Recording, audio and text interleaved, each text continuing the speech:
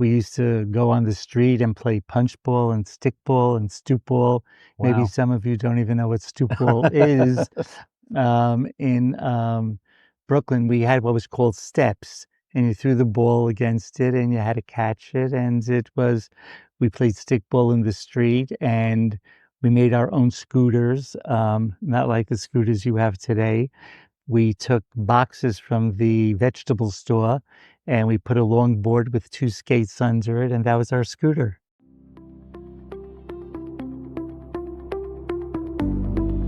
Today on The Inner Edge, we're honored to welcome a guest whose work speaks louder than words because it speaks to the soul. Neil Kerman is a renowned artist, philanthropist, and entrepreneur whose vibrant paintings have been displayed across the world, from New York to Israel to India. But beyond the colors and the canvas is a man deeply grounded in giving, in legacy, and in using creativity as a force for good, whether it's through his charitable work, his leadership in the Jewish community, or in his bold expressions of emotion and energy in art. Neil's life is a master class in passion, purpose, and perseverance. You're going to love this conversation.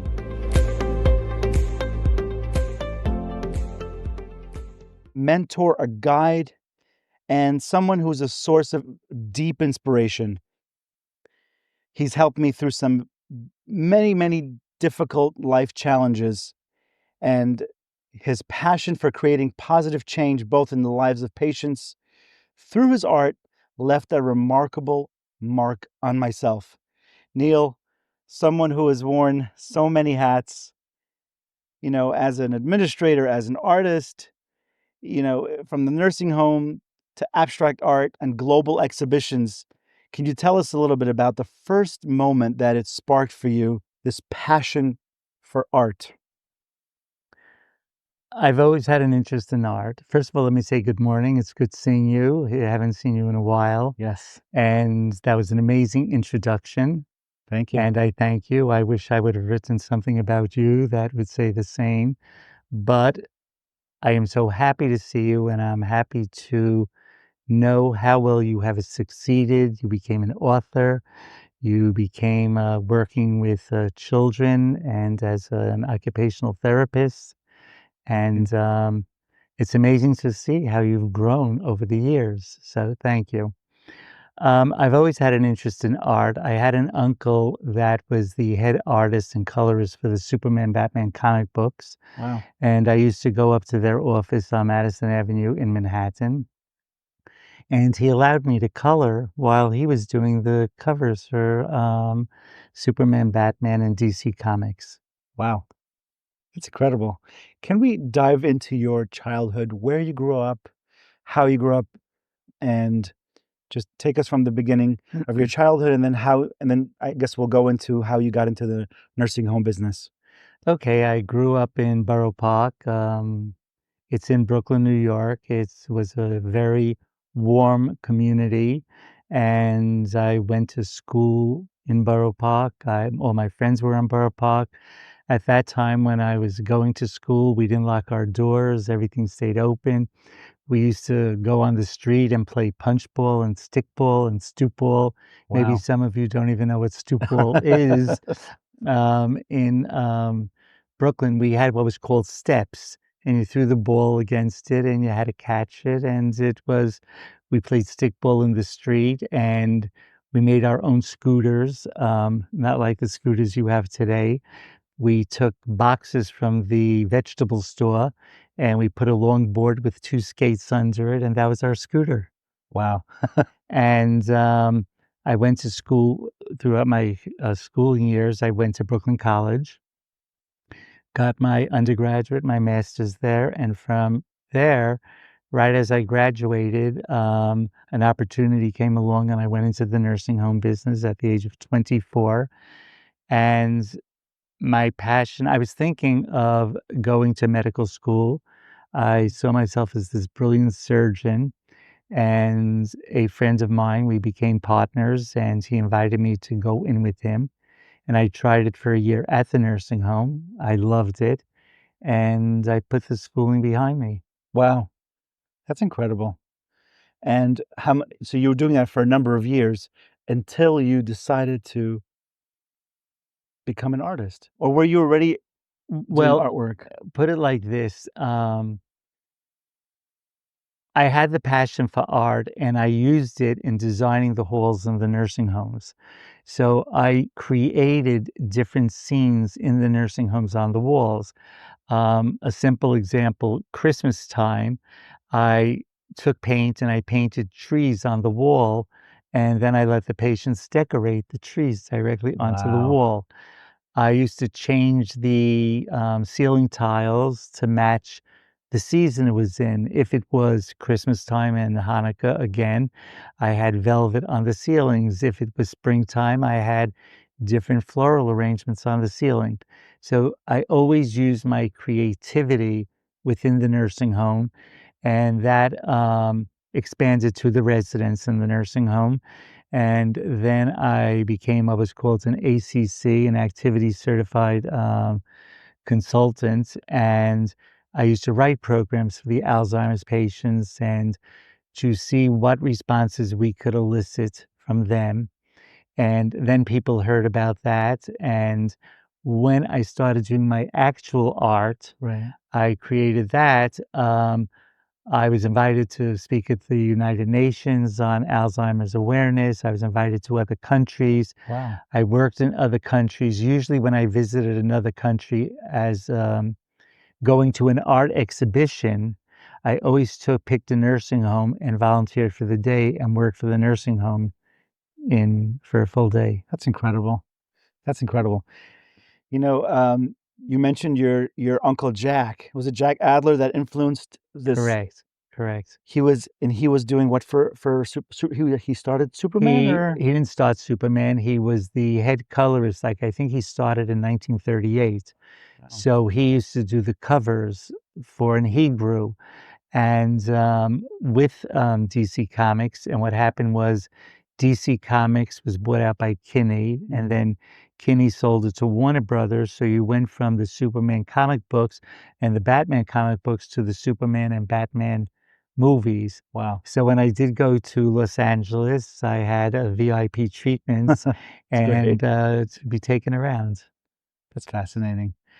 You know, for people that are watching that are, let's say, they are out of school, they want to go into the helping field, into the healthcare field of supporting elderly patients in the nursing homes, becoming administrators.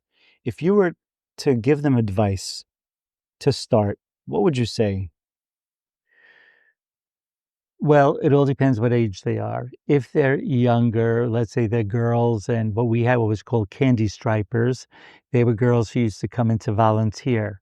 So if anyone really wants to go into any field, I suggest to them that they try it out. You want to be a plumber, go apprentice with a plumber for a month, see if you like it. You want to be a physician or a PA, go work in a doctor's office, even if you have to volunteer. See if you like it, see if you could develop a passion for it. So, my advice is always take it to the next step where you think you would like to see how it goes. Wow. I could definitely agree with that. When I was before it's funny, before we met, I was volunteering in different professions: physical therapy, occupational therapy, speech therapy, counseling, and occupational therapy spoke to me. And I remember that being the focal point when I volunteered and I saw what the therapists did. I felt like it was a versatile profession. And obviously you mentored and helped me get through many challenges and to jump over many, many We mountains. don't have enough time to Yes. discuss this. You need about 4 or 5. It's incredible going back to, when I first met you, it was literally, I It felt was like, right here, yeah, I actually. felt like God was literally bringing me to this building just to meet you. And I was just the way it worked out to meet you for 15 minutes and staying here for 5, 6 hours and then cultivating that relationship that has transformed my entire life. And Totally. I wouldn't be able to, exactly like you said, I wouldn't be able to go through the whole thing on for the audience, but there's just a lot to say. So with that, I wanted to ask you, I wanted to transition into the realm of mentorship and perhaps some stories that you could think of people you've helped, people you've inspired, stories that you could look back and say, "Wow, this has left me with a long-lasting sense of, you know, nachas, just to see this person where they were and where they've come and how I've helped and guided." Perhaps the question is, where did you gain these skills to mentor? Did you have your own mentors growing up? The word mentors is very interesting because you had your teachers, Right. you had, people that wanted to direct you and help you, and then even the definition of mentoring, what is it? What would you consider it? So I consider mentoring as someone that you could direct, you could advise, but it's not really trying to mold that person. It's what they are interested in doing. You are interested in growing in certain ways, whatever it might be, and we just went along with it. I never sat down and said, what are we going to do today? Right. Sometimes I might have had to. That's another story. Yeah. Um, but it just came naturally. What I find amazing is when I was in my 20s, I actually started what we would call mentoring, but I started training other young men and women to become administrators in the nursing home. So that was really more of a training program there. They had to follow certain rules and regulations. I had to make sure. So I was really on top of them in regards to that. When they have personal problems and personal issues, mentoring is we talk about it, we discuss it. How can they deal with it? What do they want to do? I feel it's important for everybody to have someone that they could really speak to and they could trust. It's very important when things are going through your head and you don't have that way to let it out and to speak to someone. It worked out well with you. Yes. What I find most amazing is when I started my 20s and 30s, I was mentoring 20-year-olds, 18-year-olds. Now, where I am at this age of my life, I'm still getting 20 and 30-year-olds, and I find it that they're still interested in the age gap to still be able to sit and talk and discuss. And I have maybe 6 or 7 guys, that call me, that wanna talk about it, Wow. and I discussed it with their parents. I said, there's a tremendous age gap there, and, I find it interesting. You have to know where to draw a line. It's very important. You have to see one thing that I really feel is when you're sitting and speaking with someone, it's important that you also open up. You just don't Mm, want them to feel it's not always easy to get someone to open up, but if you tell them right. about you and things that you went through in your life and see the challenges or struggles or whatever you might call it, it allows them to open up. I feel like you're a master at being vulnerable, and you're so open, and it's so easy for you to be open, and I feel like that's how I think that's one of your secrets to connecting with other people is you're being so open, they're becoming open to you because there's that reciprocity, you know? So, what's your secret sauce to connecting besides for being open? Because you connect with anyone and everyone, and you do it so You beautifully. smile? I So don't know. I don't know you. It's very interesting. The one group that I really don't, mentor or train, is anyone under 18, because you never know what topics they wanna discuss, and Mm, it has to be appropriate. Sometimes if someone's seeing a psychologist or a therapist, right, I will call them and say, "Where should I go?" But I right, really try to stay out of that, range. okay, and But I will just to add, yeah, but in the nursing home, I will guide them and direct them, not so much as a mentor, but as training to train someone how to do their job properly and everything. If a young kid has a serious problem at home, we try to get him the right help. to see how he could be dealt with, the situation could be dealt with. Do you find these skills that you've learned them throughout the years, or do you feel like you were just always good at mentoring people, advising? Because I find the advice that you give a lot of times is very thought out, and it's very like as if you yourself would take that advice. And again, I guess what's the secret in giving such good aids, such good advice that you give to the young generations, to the people you mentor? And First of all, it's a little bit difficult to go back so many years to remember exactly, but I think it was a gradual learning process for me. You talk to someone, you direct someone, you're dealing with a lot of staff members. Maybe at one point I had 800, 1,000 staff members, so you had to deal wow, with different situations that have come up. And so many people have challenges and problems. And I can't say that all my advice is correct. right. As a mentoring thing, I don't know if it's so much advice as a guidance. And if someone says, well, I really don't think so, I said, okay, so let's go in a different direction. It's not that it has to be what I want for you to mold you. Again, in the nursing home business, it has to be. You have to follow regulations. To give an example, years ago, staff members came in, they would hug each other. At a certain point, I had to stop that in the nursing home because you had in the country sexual harassment, people were making complaints, Mhm. and I had to protect each of the workers that were working for me to do it. Wow, wow.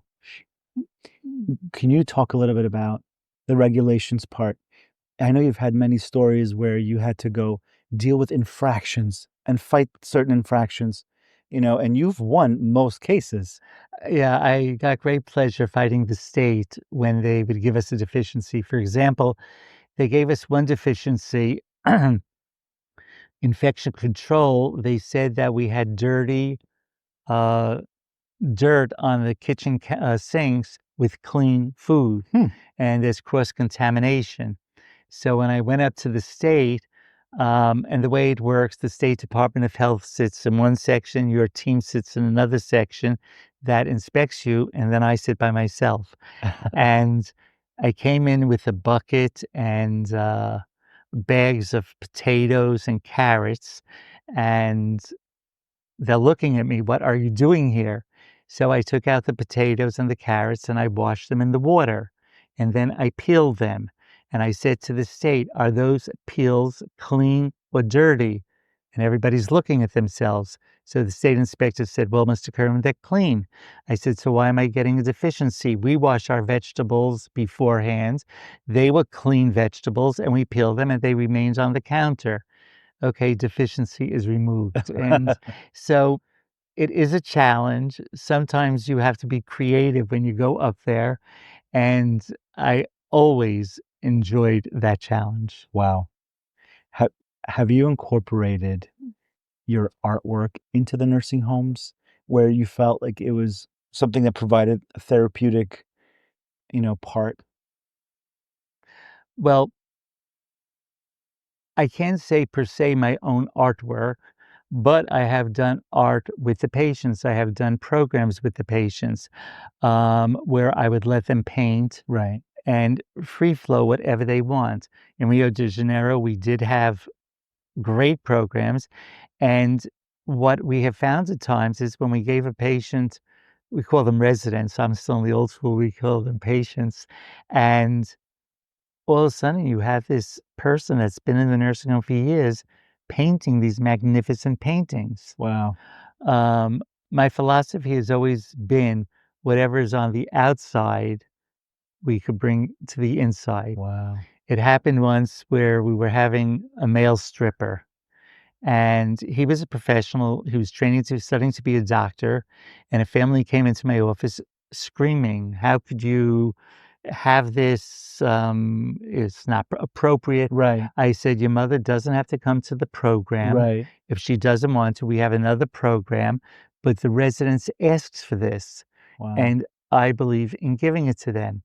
The next day, the daughter came into me. She said, "I owe you an apology." I said, "You don't owe me an apology. What is it about?" She said, "My mother keeps asking for Carlos and doesn't and doesn't know who I My am." God. So, it's and then That's you the get need. you Yeah. get the hostile family member. For example, uh, one mother only wanted hot dogs. Hmm. She only wanted it, and the daughter said she cannot have them. It's not appropriate. Interesting. And I said, your mother is alert. She is allowed to have what she wants. If she wants it, we give it." Wow. And one of the best programs I ever brought into the nursing home was snow. We had a blizzard outside, and that was a challenging program where I had to make sure all the residents were sitting at their tables. I had a staff member at each table. No one could get up because it could be slippery from the snow. Right. And each table was filled with buckets of snow. And they were making snowballs and putting flags in it. And then they started throwing at each other. And the doctor came to me and he said, "It's amazing. No one's complaining about the coldness of the Right. snow." So I always try to be creative in the programs that I was able to give. Wow. And again, that all came from you. All of these Yeah. creative. Most of them, I mean, sometimes I read books if I read something about somewhere, but I try to direct it to what was going on in our facilities. Each facility was different. Some facilities had more confused patients, where I did simple programs. For example, I would just take the color green and see what they could match it up to. Hmm. And Wow. it works for some, and some people aren't interested in it. So you find out what the interest of the resident is. And for anyone starting out, go with your heart, go with your gut, but keep trying. Don't let it, if someone tells you it's not for you, analyze, is it really for you? Or maybe he's wrong and you're still going to give it that shot. Wow. Beautiful. You did. I did. I did. You know what? And it was because of you. It was because of your help and your perseverance, your commitment. He And was a challenge. it's Just to put the credits true. ahead. That is true. That is And look very at you true. today. It's absolutely Thank amazing. God. Thanks to you. Thank God. Really, it's yeah. You know, I wanted to discuss with you, Neil. Yes. Could you discuss a little bit about the emotional and the sensory aspects of art and how color and color and I guess how it invites the movers to connect with themselves and the world. Like this is your art. Yeah, someone made a pillow of This is beautiful. one of my, paintings. Wow. Um, it depends. It depends. Repeat the question. Sure. I wanna just be more Yeah, yeah. specific. How do you find that the patients, it could be patients from the nursing home, it could be just patients in general, in the assisted living facilities or anywhere really in the hospital settings. Okay. How do you think how do they feel and connect emotionally or or perhaps if your paintings have any sensory aspects of like basically how they impact someone's maybe Okay. mental state, their emotional well-being. Okay. It's a very broad question. Yeah. Every one of my paintings affects someone. Doesn't always mean it's good. Someone might not be interested. It doesn't do anything for me where someone would go, "Whoa." So it all depends who's coming and looking at the painting. What I find at the show is someone will say, "Wow, how do you do it? I have no artistic I have nothing artistic. I don't even know where to begin." And I try to explain to them that they're wrong. Hmm. I'll say, "What color blouse did you put on today? Did you change your blouse 2 or 3 times? If you did, it's because that color is not doing anything for you. If a woman goes and gets her nails done, why is she picking this color over another color? Some might have a movement for that color. Wow, it's very impressive. Some might say it's soft and it gives me a feeling of calmness. So everything is out there. You look at trees, you look at grass, you look at the change of the season, you look at the snow on the ground. So color has an impact on almost everyone. I never like to say on everyone. And at one show, a man yelled at me. He said, "Why would you put black into a painting?" And he just got into an argument with me. And I said, "I like the color, you know." It's what I don't Right. argue with these people. Right. It's very interesting when couples walk down, um, how the wife would say, or the partner would say, "Wow, I must have look at that painting. I love the color." And the husband says, "It's ugly." And I watch them get into a little snit over there. And I'll say, "Well, maybe you'd like to look at something else that you both could agree upon, Right. or maybe your space doesn't really need a painting." I try to they do get into arguments sometimes at the shows. At the shows, most people come because they wanna see different art. They want to see what's out there, and colors, just like it does for me. Some of my own paintings, I'll go, "Wow, I love this painting," and the other one, it doesn't do it so much for me. But why do I keep it?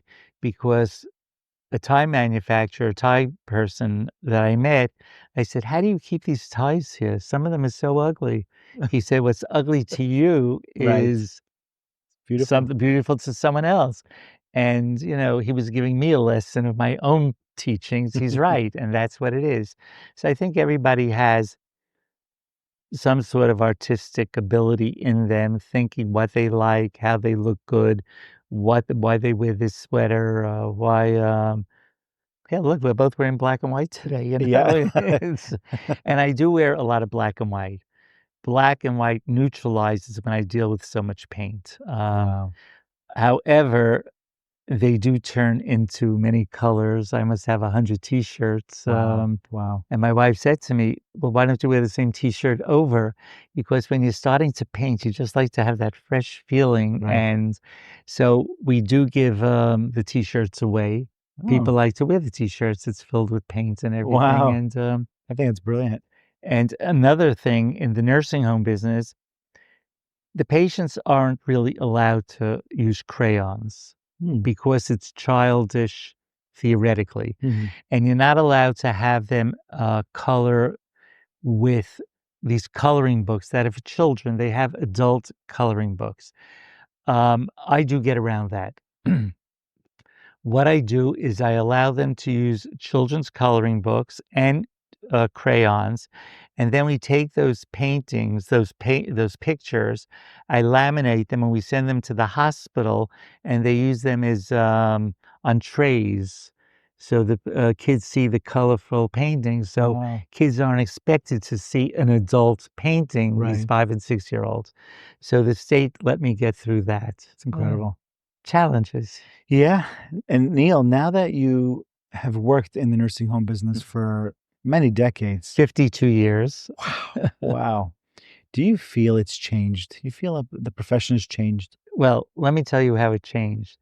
My first policy and procedure book was approximately 25 pages. Today, it's about 3,000. So it changed tremendously. First of all, we didn't speak about dementia. We didn't speak about Alzheimer's. The patient was senile. Um, What did you do in 1972 for a patient that wandered? I told it to my daughter. She was totally shocked.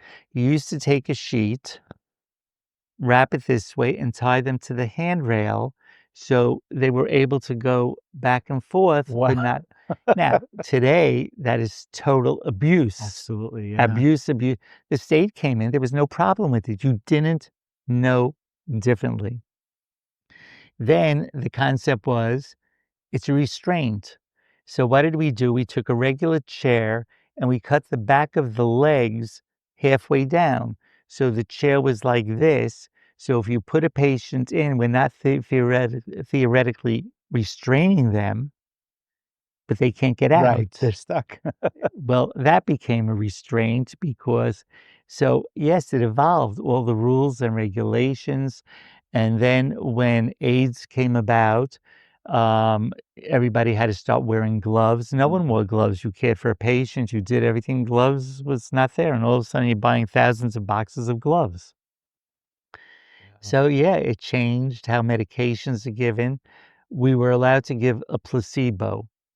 For those that might not know, placebo is not a real medication. It's a candy pill, so to speak, and it did work. I gotta have my pill. I need my pill. So you gave them a placebo, they were happy, but that was taken away. Mm. Can't do that anymore. So from a pharmacy point of view, from a care point of view, everything has changed tremendously. It is more challenging, but the changes, I think, are the better for the care that a patient is given. Wow.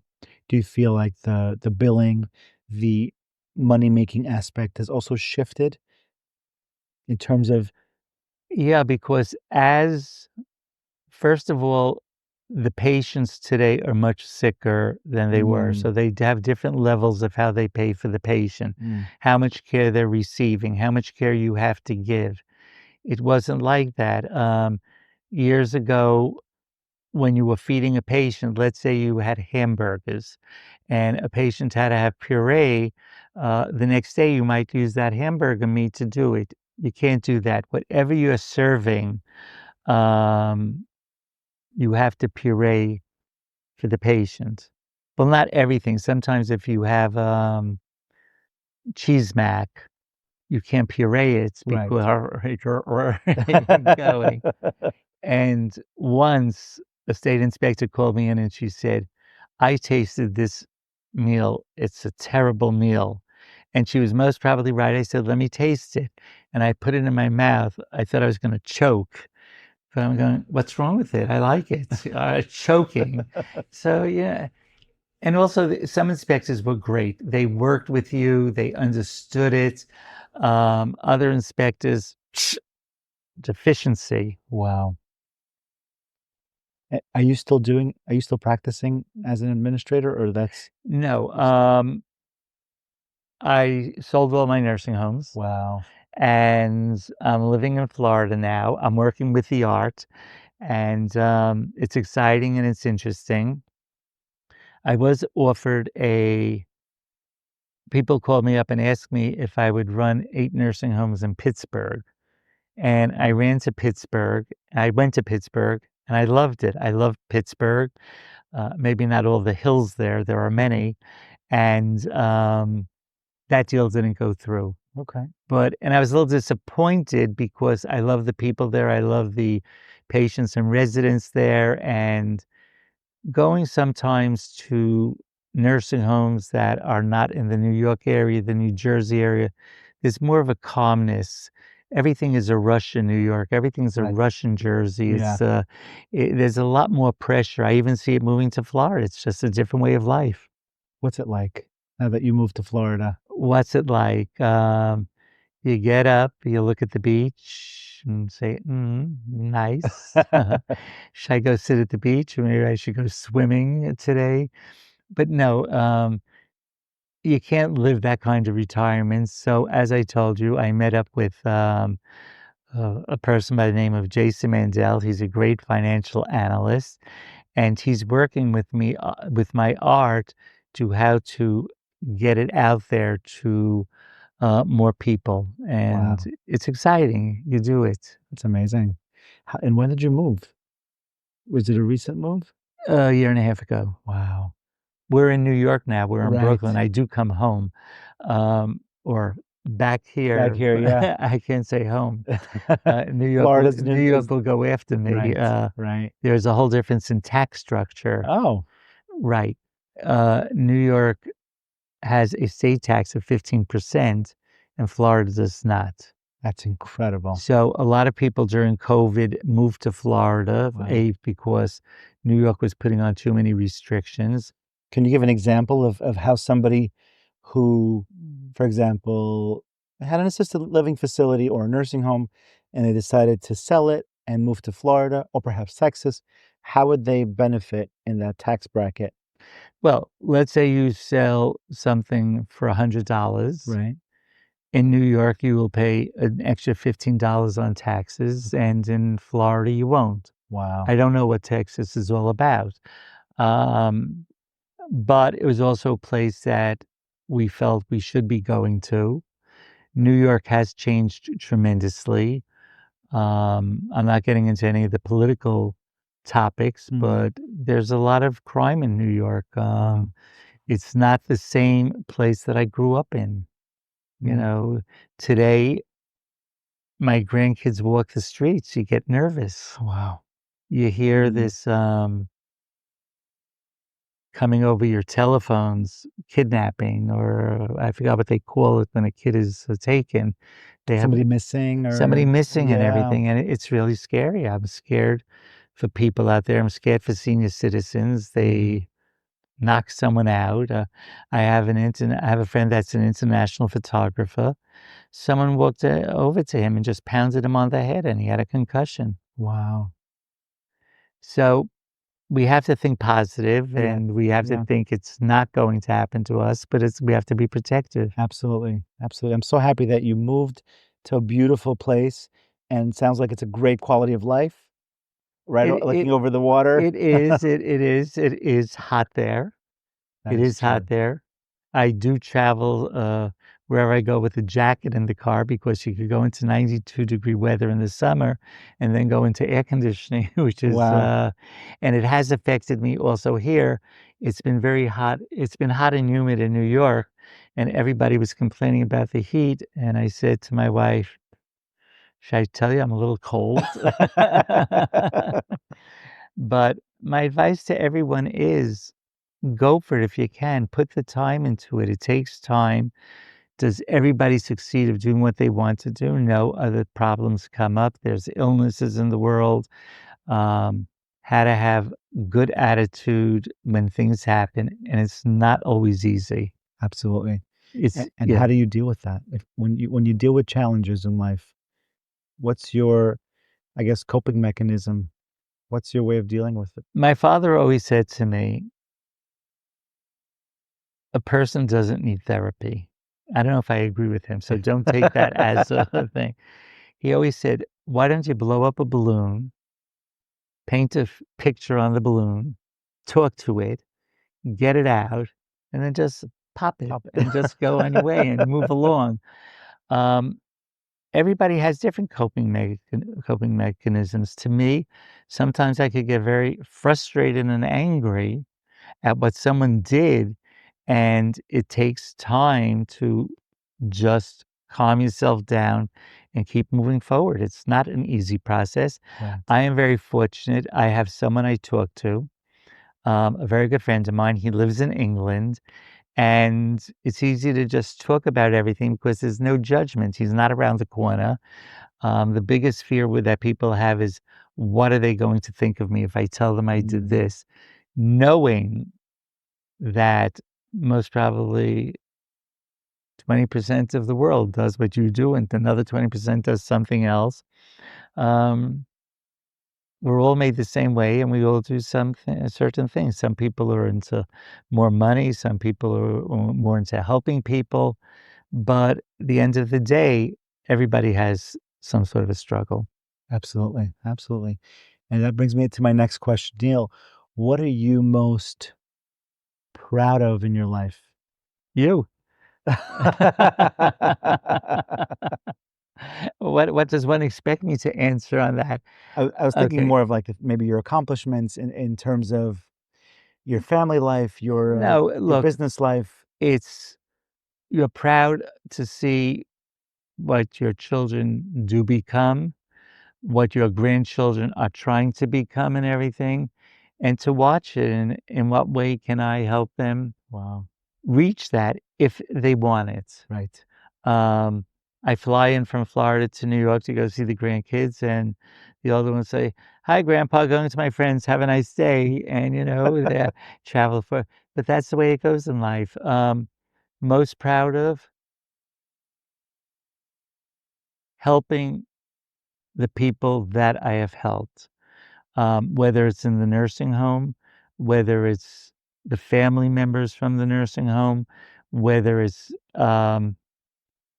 organizations calling me up, can I speak to or lecture at some of these programs? And some of these programs where they have children that have challenges. I've done many art programs for them. For example, I did a great art program um, in one of the buildings here in Brooklyn for about 60 kids. So 60 kids meant 60 volunteers working with the kids. It went great until the next day when the owners of the building said, "We heard your program was great, but you damaged our floor for $2,500." Oh, goodness.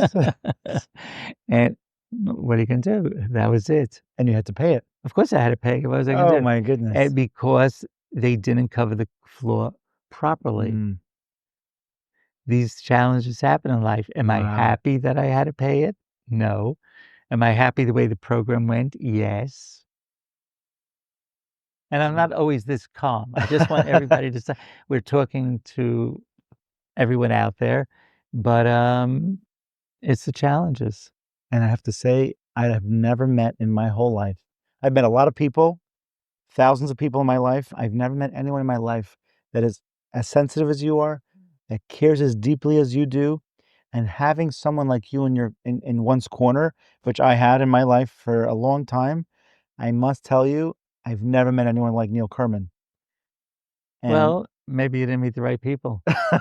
could be, but Eh, really I met the right person, which was you.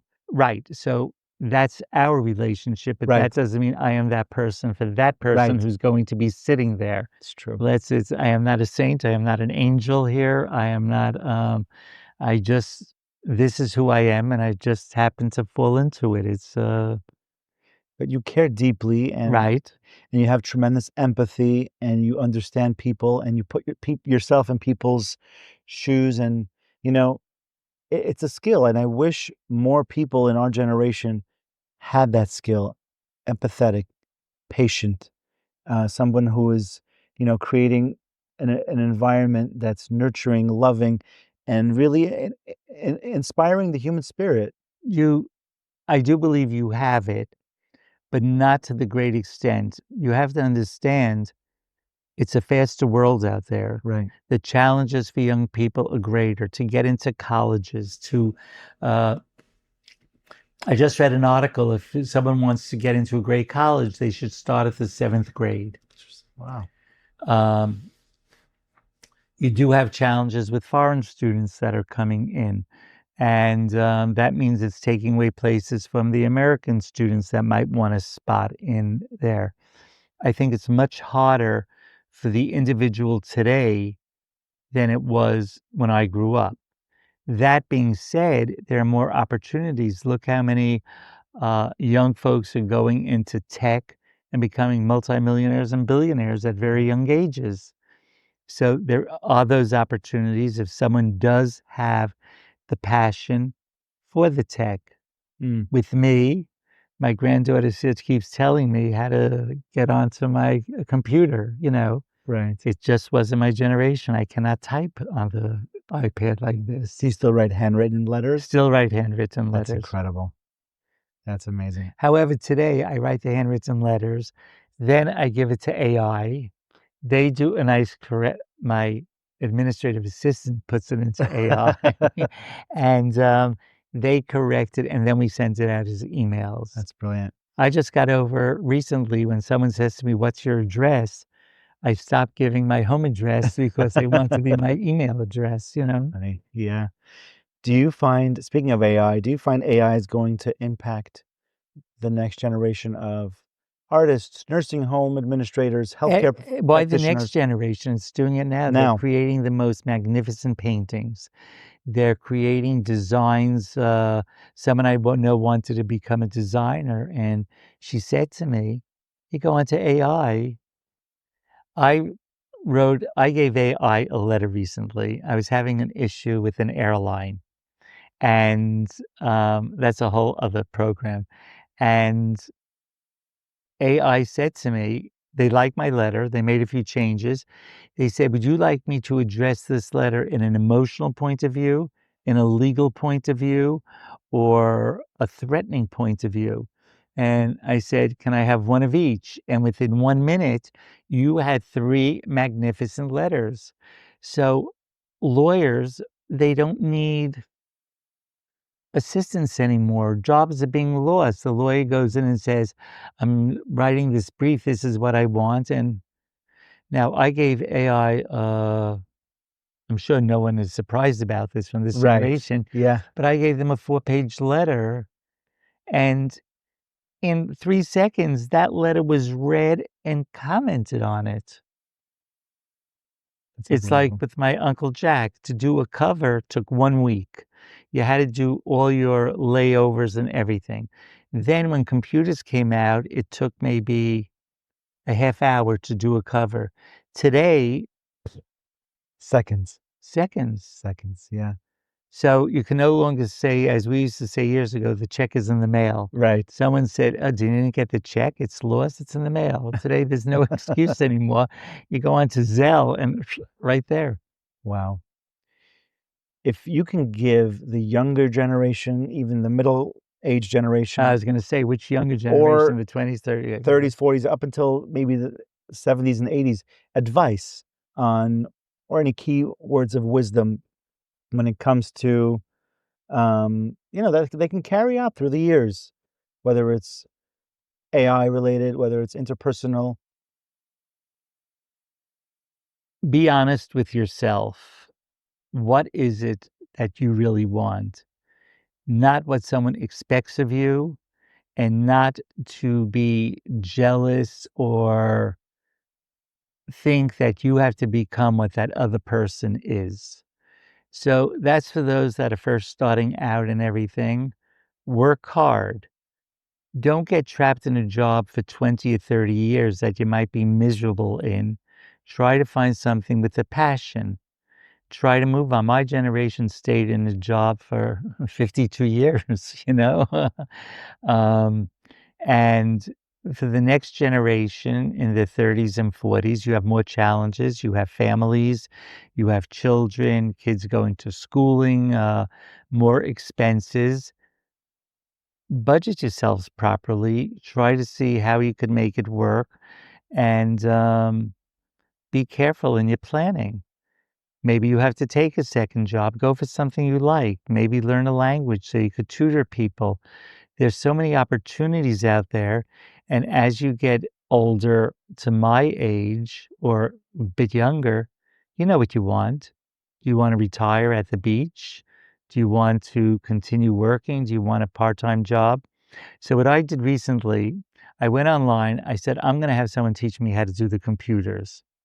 And I went through lists in my area in Florida, and I came across this doctor, a surgeon who retired, and he said he charges $10 an hour. So Wow. I said, "Why?" I said, "It's very nice." He said, "Because I need something to do and I want to help people and I don't need the money. So therefore, I'm willing to do that." So as you get to my age, find something to do.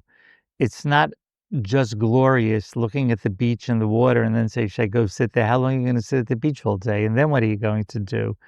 So you have to develop some sort of a life for yourself.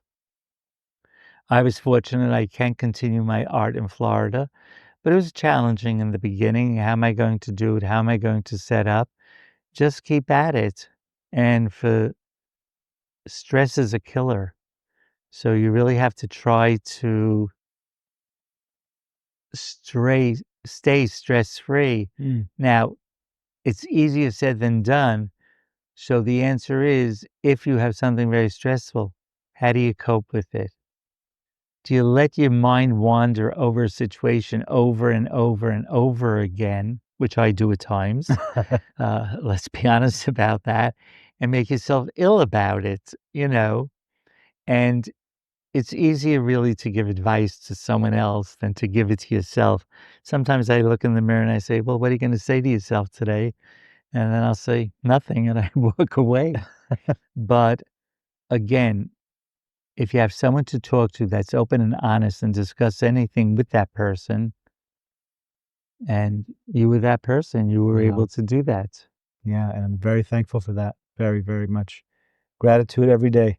Um, there's something you said that really was very, very, very powerful. Um, you mentioned stress kills, and Right, you mentioned that self-talk. Do you find that self-talk is a powerful? Oh, that's what I was going to say. You mentioned to me that sometimes dealing with your own problems is hard, but sometimes fixing someone else's kind of helps you. When you help someone else, you kind of help yourself. Do you correct. find that? Yes, I find that. I find sometimes when I listen to lectures, someone says something and it makes a little bit of an Mhm. impact on me. I'll go through a magazine, someone will say something because you see some people do marvelous things, volunteer work, Right. how to get it. But you did say self-talk. Self-talk is a two-way switch. If your self-talk is you're berating yourself, you're going over the anger over and over, it does not help the Right. situation. Right. If you're able to give yourself talk and say, just get over it, Yeah. then it can help the situation. Wow. It's And incredible. even in therapy, and I did go years ago, Yeah. you have to relate to a therapist. I had a therapist that I thought was absolutely a nut job, and and he said something to me at the end, and I told him I'm leaving. So he says, "Well, do you really think you're going to amount to something?" I said, "You know what? I'm glad you said that. I'm not even paying for this session." And I walked out. Wow. That was when I was in my 20s. Before you got into the nursing home, or No, it was after the after? nursing home. Remember, when I got into the nursing home business, the hardest part I had, I was suddenly dealing with a lot of death. Wow. And I was a little bit more aggressive in those days.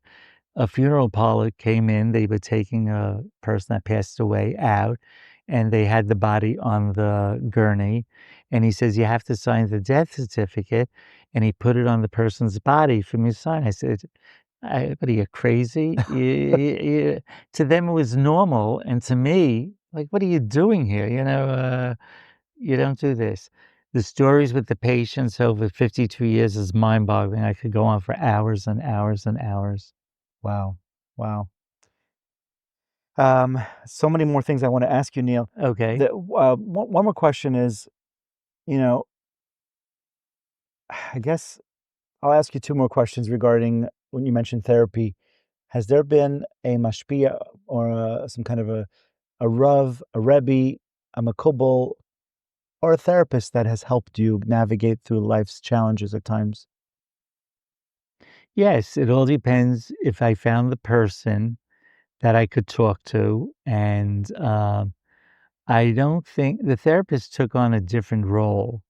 I went through a situation many, many years ago, and I switched therapists, and that new therapist helped me direct me where I had to go. It was very difficult for me to see out that far, and it was able to tell help me. Um, some people, if it was a rabbi maybe or a healer, I would talk and maybe they would say something that I connected with. To give you one example, my son's school called me one day. He was dorming, and they couldn't get him out of bed. I said, "What do you want from me? I'm here. You're there. You're in charge." They said, "We don't know what to do." I said, "Tomorrow, I will show you what to do." I don't know if I ever told you the No, story. no. I went to the school. I was carrying a bucket, and I said, "Okay, let's go to his room." And there he was sleeping. And I took the bucket of ice, poured it on him. He jumped out of bed. I said, "Here's the bucket. Fill it up with ice every morning. What do you want from me to what do you want from me to do to get him out of bed? You're the mentors, you're the teachers." Wow. Are your children also very artistic like yourself? Sima is, Yes. yeah, I think this is her painting up here. Stunning. Wow. Yeah, she's very talented. I think she has a better eye than I do. Um, and she enjoys it. Um, I have an 8-year-old granddaughter that is amazing. Now, when I say amazing, it's not that she paints an amazing picture, her creativity of what she does. And my daughter allows her a freedom, which is amazing. They take a section on the wall and maybe out of tape, my granddaughter likes to design out of tape. She creates different paintings, maybe for the Jewish holidays. Wow. We have what's called Sphera 49 days. You have to say something. She did this chart on the wall to count off days. So she's very creative in that. Everybody has different creativity, and I like to paint in acrylic. My daughter likes to paint in oil. My daughter says to me, "Why don't you like oil?" I said, "I love it, but it takes forever to dry." Wow. If somebody would like to purchase your art, do you have a website that usually? We do have a website. It's called Neil Kerman Gallery. You could go on to it, look at it. I'll put it in the show notes. I'm Yeah. going to be changing the website. We just went through it yesterday because I'm going in a bit of a different direction with this financial consultant, and we're going to put all of my larger paintings first and then take it down by sizes instead of them just mixing and matching Wow. what's there. So we're working on that. Very nice. Neil, do you have you mentioned things that you were proud of. You mentioned, a lot of accomplishments in your life. Perhaps there are things that you might have done differently in life also. Any perhaps regrets, things that you feel that you would have loved to have changed throughout the 52 years of your workforce in your life? I told you I was going to be this brilliant Surgeon, surgeon. yeah. I was going to be this brilliant surgeon. Do I have regrets? No, because I could not become a brilliant surgeon because I really don't have 100% vision in this eye. I have what's called keratoconus. The cornea is not perfectly round. So I cannot see myself operating on someone and missing because I can't see. I don't have the depth perception. Right. Um, I think there are always regrets. Nothing in particular that stands out that and maybe I just don't remember them at this point in life, or maybe I just deny them at this point in life. No, I can't say regrets. When my parents got sick, both of them did. Except for their sickness, I really enjoyed and loved taking care of them. Um, I might have some regrets with some relationships with friends that fell apart for whatever reason. Right. Could have I held on to it? Most probably, but we moved on. But it's amazing. I find that's your power. One of your superpowers is your Superpowers. focus in on your strengths and things you're proud of. It doesn't And always work that way. I'm trying to let yeah, everybody know it doesn't. Sometimes it's a great challenge. It doesn't always take 5 minutes to get through with something. right. Um, but I could say over the years, I just had a call from someone that worked for me 50 years ago. He was 17 years old, and it was my birthday, and he lived in the neighborhood, so he just wanted to call to say hello. You have to understand, he went from 17 to 67 years Yeah. old. I said, "What are you doing in life?" She said, "I retired." It's like, where did you go? Um, One thing I'm proud of is some of the people I started working with in the beginning, I'm still close to. Wow. I Wow. still talk to them. I had a secretary, can't call them secretaries anymore, for 30 years. And then I had this woman come in, and she's been with me for 20 years, Ellen? Ellen. Wow. And I called her a secretary. She got very insulted. She said, "I am an administrative assistant." I mean, you have to go with the time. Right. However, the calendar still had Secretary's Day, so I bought everyone flowers except her. And she said, "Why didn't I get flowers?" I said, "You're not a secretary. I mean, they don't have administrative assistant day." That's so She funny. said, "I'll be a secretary for the day," but I'm still close to Ellen. Wow. That was the hardest part of retiring, was not dealing with these people on a daily basis. Wow. Is she still working, Ellen? Yeah, Ellen's still Still working. working. Wow. Incredible. Incredible. Neil, if you could leave the listeners with one more piece of advice, which you've gave so many gems already, Right? if you give advice on living a life of purpose through, again, it could be helping others or perhaps, healing to reach more people and just giving people a better quality of life and life purpose. What would you think?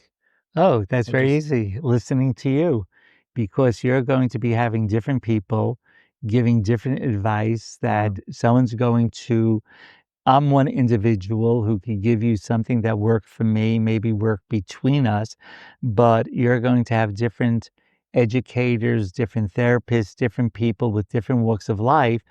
And just listening to these different people and having such a um, platform, a program, will help someone that you might trigger a thought from another person, say, "Gee, why didn't I think of that?" Wow. Doesn't mean you're gonna get everything from me. For me, I say just try to be true to yourself, but it's not easy. You wanna be an artist and your mother's yelling, "Be a doctor." You wanna go out with, to date this person and your parents are yelling, "How could you go out with that person?" Is that Wow. person gonna support you and take care of you? So you have these challenges that when you're younger, you gotta listen. I marvel at some of these young guys that are 18, 19 years old. They just maybe go to Israel. They wanna have a life there and leave the family. Um, my generation, it was hard to do that. I didn't wanna leave family. Wow. In other words, if I pick myself up and move to Buenos Aires, Rio de Janeiro, wherever it might be, that means how often are my kids going to see my parents, their Mm. family? So I wasn't willing to do that, nor was my wife. But we have a couple upstairs, they have 3 kids, and they're just going, and I said to, the woman, I said, "How does your mother deal with it?" She said she'll get over it. Wow. That's today's generation. There's nothing wrong with it. They want to live their life. We really try to live a life like our parents gave us. It was a different kind. Today, it's more free, and young people wanna do what they